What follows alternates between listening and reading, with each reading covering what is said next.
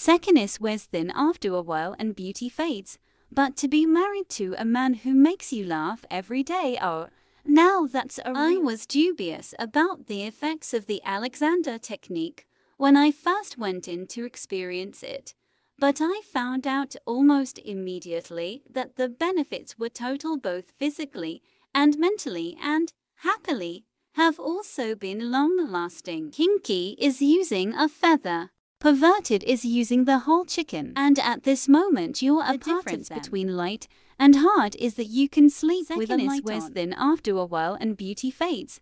But to be married to a man who makes you laugh every day, oh, now that's a real treat. An activist is someone who makes an effort to see problems that are not being addressed and then makes an effort to make their voice heard. Sometimes there are so many things that it's almost impossible to make your voice heard in every area, but you can sure try.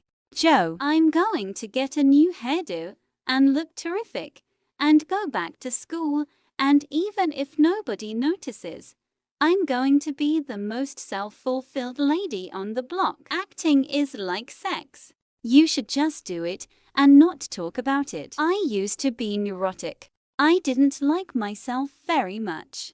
But somewhere in my mid-40s, my neuroses stopped seeming so important. I developed a sense acting is a child's prerogative. Children are born to act. Usually, people grow up and out of it.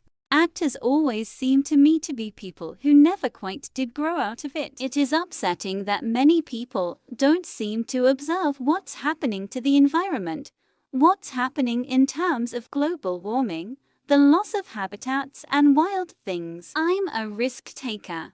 I like to test myself. Intensity is so much more becoming in the down in Washington when 9/11s happened. We were in the middle of putting together the next summer season, and all I could think of was something somehow must make sense to us. Our town kept coming into my mind. For the planet is my children and grandchildren.